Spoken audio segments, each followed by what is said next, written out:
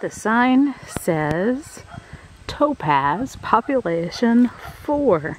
It's on this old tree. And over here, it's like an old wagon. There's a dog wandering about the premises, and our dogs can't get out of the car. So, there's the dog. This seems to be a general store with the mill next door.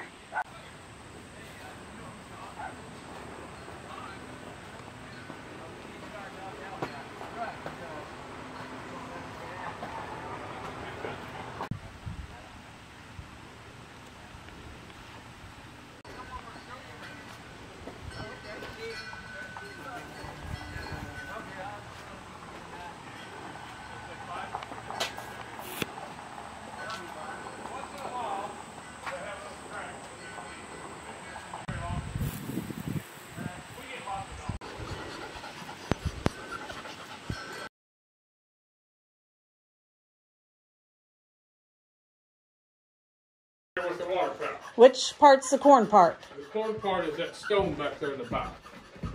Okay. Pieces of equipment. The cornmeal is stone ground. The flour's made with what's called steel roller mills. Okay. And these are the roller mills. There's 5 pieces of equipment on the second floor that go with these 3 roller mills for making refined flour. This mill made refined flour. It didn't make whole grain flour. It made refined flour. But you said this was for the flour. This is for the flour, but Is corn. this cornmeal, round thing is for the corn? when you make cornmeal, you take the piece of kernel corn and you grind it into little bitty pieces, and that's what cornmeal is. Okay. When you make refined flour, you take the grain of wheat, you take the husk off the outside, which is the bran, you take the germ out, which is what sprouts. If you plant that grain of wheat, a germ grows a new plant. You separate that, and then all that's left is that white starchy stuff called the endosperm inside that grain of wheat. And that's what they make refined flour out of. Ah. This is called a steel roller mill system. It was invented in the 1870s. How was it, I'm interrupting you, I'm sorry, but how was it powered? With water. These things here were powered with water? There's a shaft that comes in the basement. From out there, this is a turbine-powered mill. There's a turbine behind the mill. Okay. It ran a shaft to come in the basement that had belts these belts that ran off that shaft that turned off through these roller mills. That big belt right over there went to the second floor and ran a shaft with the pulleys on it and runs 5 pieces of equipment up there. Cool. It was all powered with a turbine with water power. This mill quit being used sometime in the late 30s, early 40s. They didn't get electricity down here until 1953. So none of this place would have had any electricity when any of this was in operation.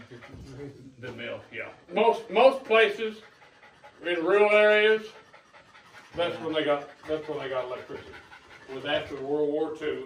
They had the Rural Electrification Act. And the further you lived from town, the longer it was before you got power.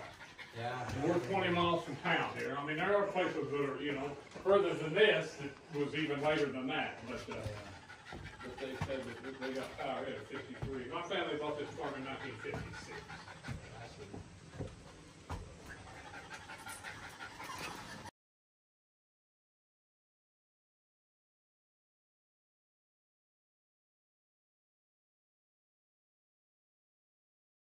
And they dumped the wheat in this bin in the basement, okay? Uh-huh. And then these belts and cups picked it up out of the basement, took it to the 3rd floor. Uh-huh. Okay? And there's this cup, this full cup went over the top, it threw that grain out of that cup, and your empty cup came back down this chute right here. It just continues, a cup at a time, goes to the top floor, gets thrown out. Gravity feeds it through chutes, like all these chutes that you see. Gravity feeds it down to a piece of equipment on the 2nd floor. A piece of equipment on the 2nd floor. It comes back down, comes back through a roller mill, goes back to the basement, gets picked up. There's 5 pieces of equipment on the 2nd floor, and these 3 roller mills.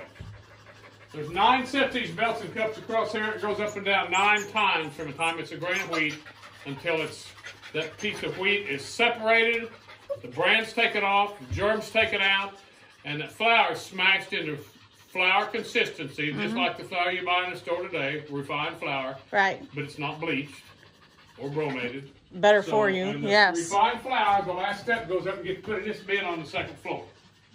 And this is where the flour goes. This is where they would bag the flour. They would put it in white or in cotton sacks. This is the nails where they would hang the sacks. And this is where they bag the flour.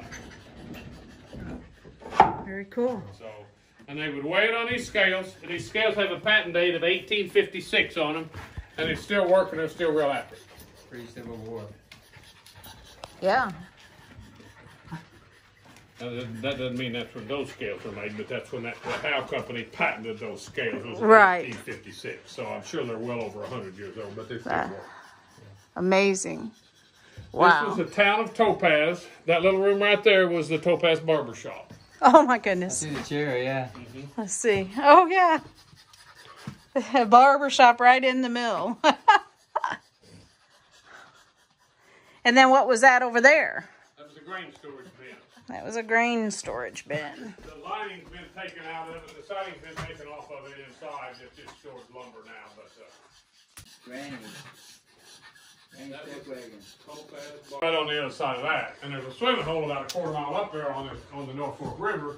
This is the first place on the North Fork that has road access that's big enough to swim in. Okay, the road just goes right off onto a gravel bar. I mean, you can get off the road onto a gravel bar, and it's a swimming hole. And back in the 60s, my uncle took a hay wagon and built a shack on it, and they would pull that shack over there, and he'd build a cooker and stuff in it, and it had a cooler in it, and then she would sell hamburgers and hot dogs and soda pop and potato chips over there on weekends. Spring out there, and that spring in the middle of that pond has an 8 to 10 million gallon a day spring. That's crazy. So there's enough force from the spring itself to turn coming the up into the to turn the turbine. turbine. The water runs down the boiler flue and turns the turbine behind the mill. So, yeah, this is the old general store of Topaz. This is so cool. Yeah, This reminds me of the one in Caledonia, the way it's set Not a up. lot of people, but I've heard that from a lot of other people. From not a lot of people, but some different people. They talk about, say this is kind of like the store in Caledonia.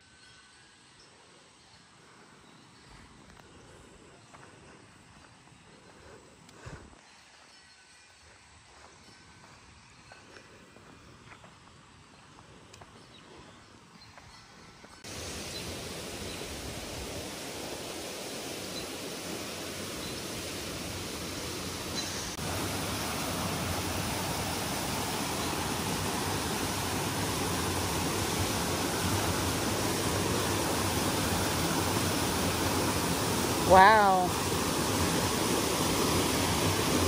That is a lot of spring-fed water. Coming from the spring over there into here, which it's redirecting it, but you could take that out and the water would flow down there to the mill. I can see it now.